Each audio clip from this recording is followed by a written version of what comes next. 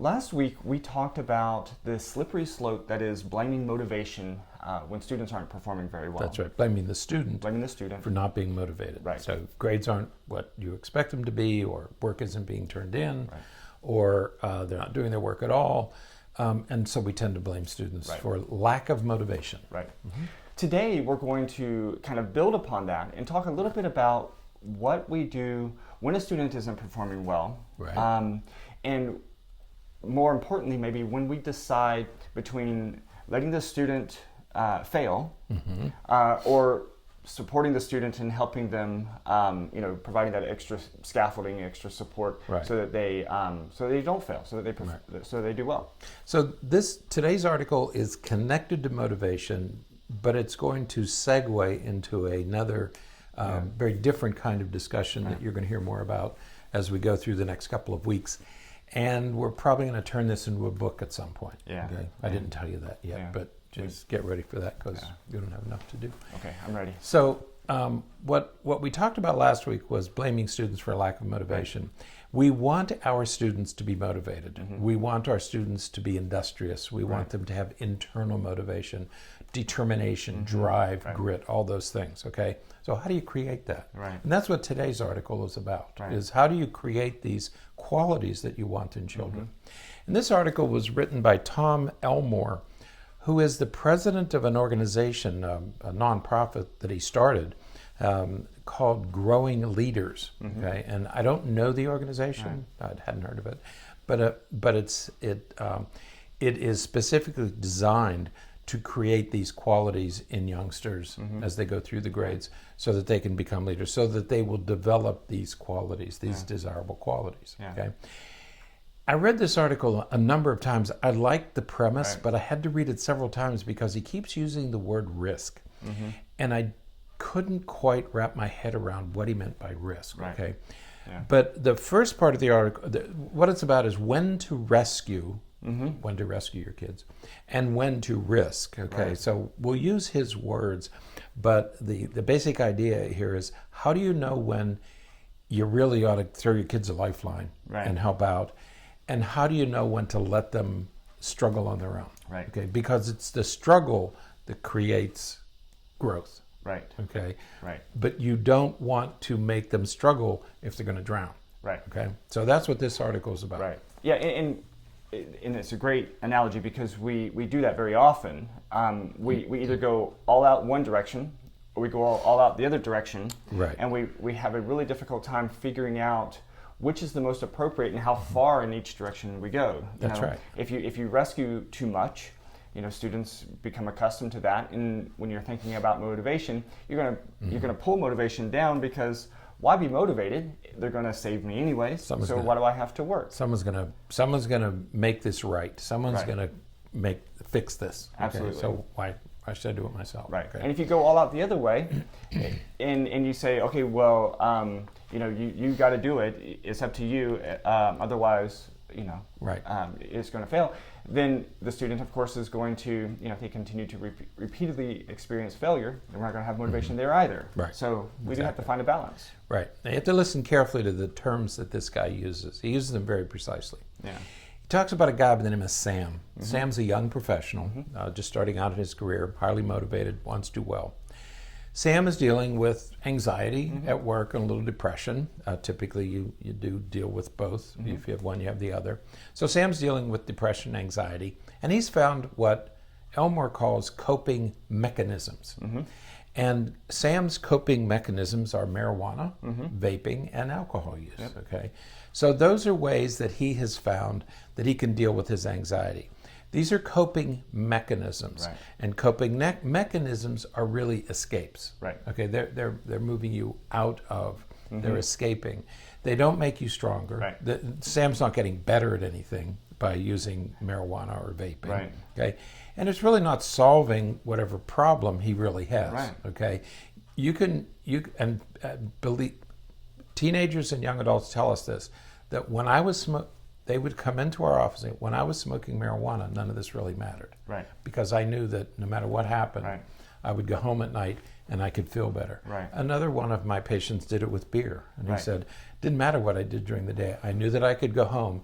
And once I started drinking, I could feel better. Right. And the underlying message there is that when I'm not doing that, then I wasn't better. Then I wasn't feeling good. Then I couldn't handle these things. And that's the other side of it that we don't always think about. Right. Now, what he wants us to develop are coping skills. Right. Not coping mechanisms, but coping skills. Right. And these are abilities, skills or abilities. Okay. These are things that you can use to solve problems. Right. Developing these does make you stronger. Right. Okay. Because these are the qualities that you need to solve your problems. So how do you know as a parent or a teacher when to rescue your kids and when to risk leaving them on their own to solve the problem? Yeah. Okay. When do you rescue?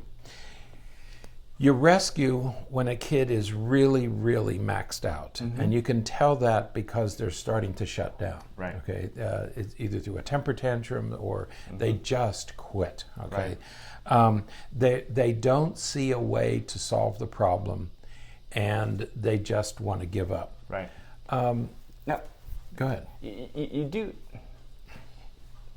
have to be mindful of this quite a bit, because you might look at a student and say, look, he gave up, so this is where I need to rescue. Right.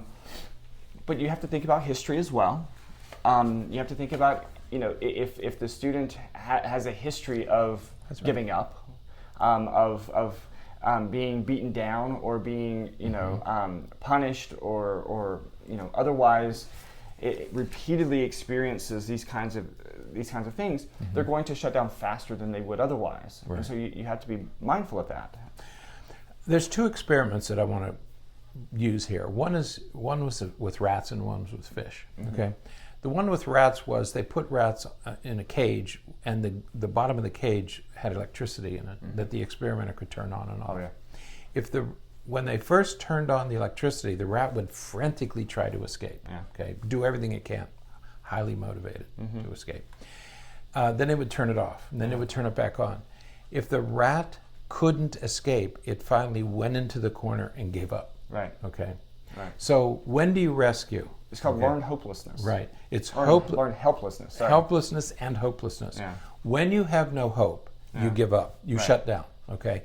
That's what you have to watch for. If you're wondering, is your child becoming like that rat?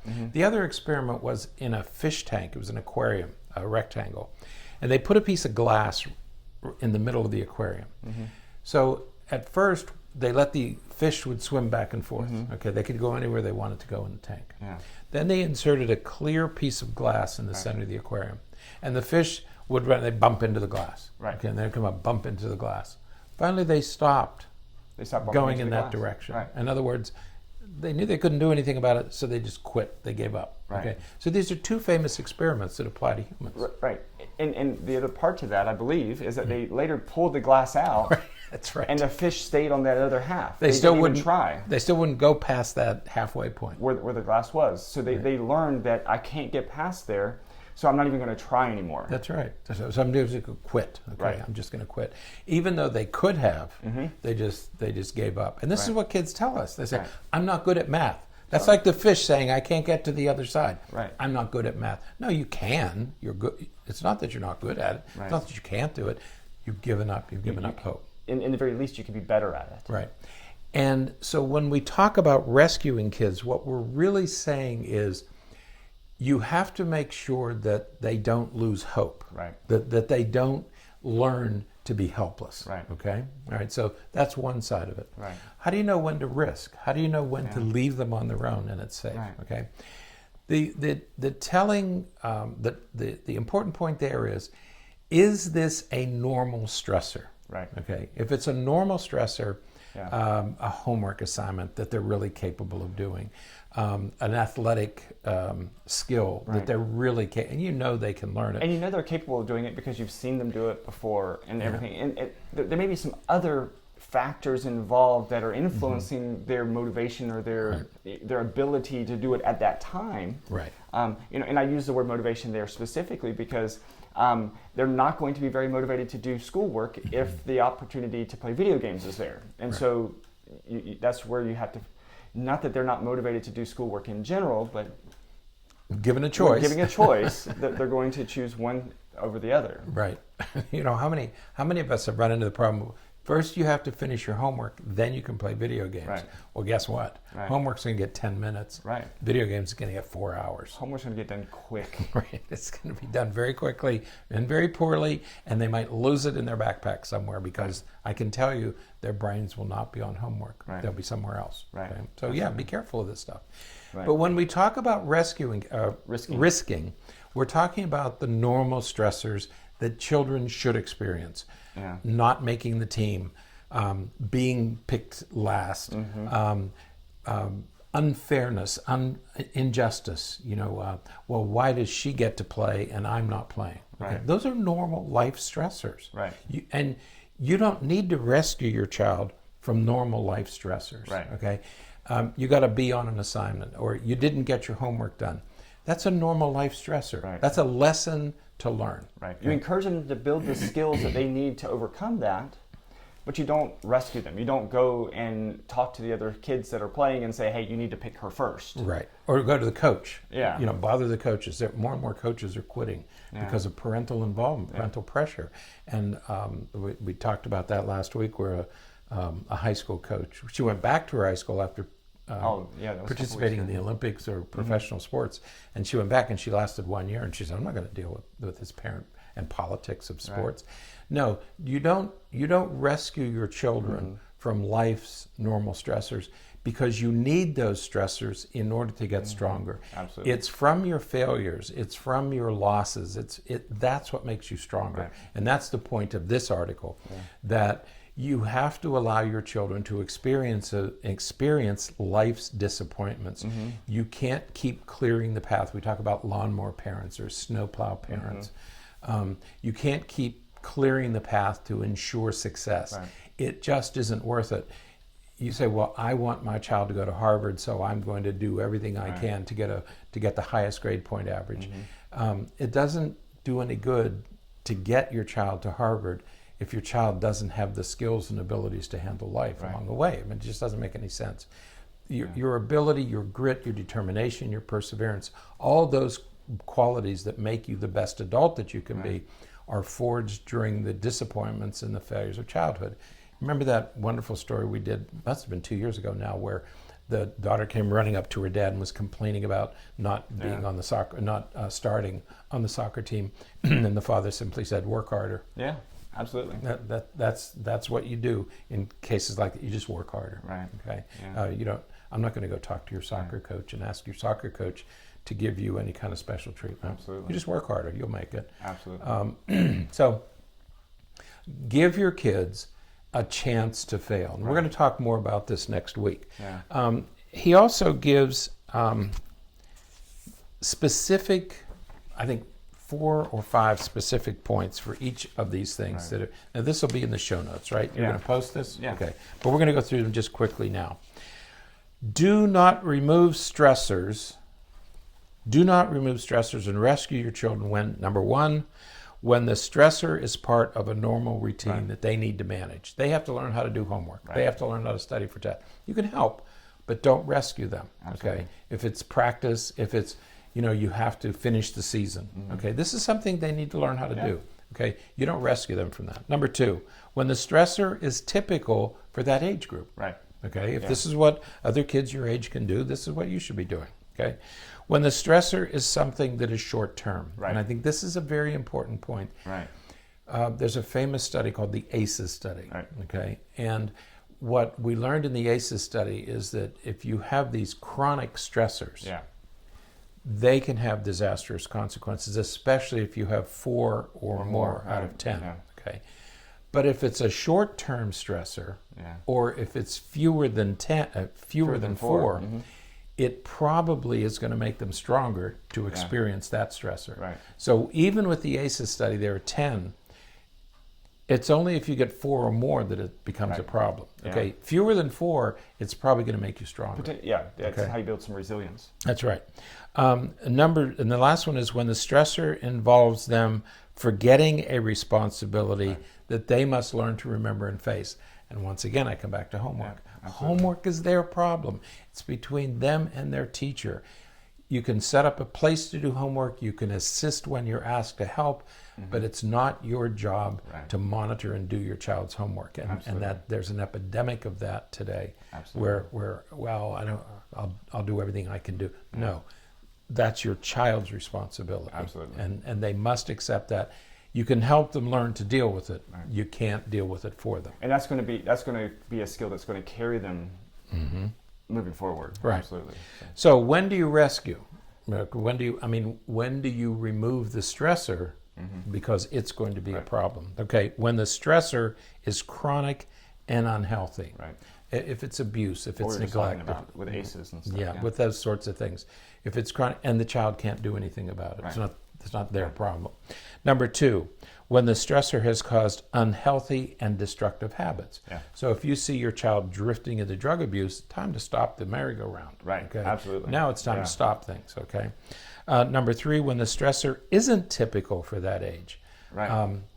How often do we see that? Absolutely. We're expecting kids at one age to do things that kids much older than them, are struggling with. That's right. We have said 1,000 times in this program and in our practice and in our presentations, the curriculum gets pushed down. Okay, so what we were doing in first grade, kids are now doing in kindergarten. Right. Okay, what I did in ninth grade, they're doing in kindergarten. But that's okay for some children, usually females. Girls tend to do better than boys at these ages. But there are lots and lots and lots of boys for whom it is not appropriate to be able to write a paragraph when they're 5 years old. Right. Absolutely. My grandson is 5 years old. I can tell you, he has no interest in writing a paragraph. And he's not. It doesn't matter how much he's punished. It doesn't matter what he gets. It doesn't matter what's taken away. He just isn't ready to do that. He's doing other things. His mind is on other things. He's in a different place, and we just have to give him time to get there. Okay, and the last one is when the stressor is overwhelming because it's accidental. It's been imposed on them from somewhere else, and you say, "Okay, this isn't yours." Let me fix this. This I can help you out with this. So be careful if you're a teacher or a parent, any kind of a guardian or caretaker. Be careful that what you're expecting them to do, they can do. If they can't, yes, then it's okay to rescue. Otherwise, if it's age appropriate and everybody else is doing it, and this is something that they want to do, whether it's play baseball or take piano lessons or whatever it is, make sure they finish. Don't rescue them from it. Let them have that responsibility of doing well. Right. So you have to give them hope, because otherwise they're not going to swim past the middle of the aquarium. Absolutely. Okay. Or they're gonna cower in the corner and give up hope. Otherwise, let them struggle and let them become emotionally strong. Absolutely. Resilient. So, all right. Okay. Well, then that is it for today. Until next time, stay happy, stay healthy, and forget to be afraid.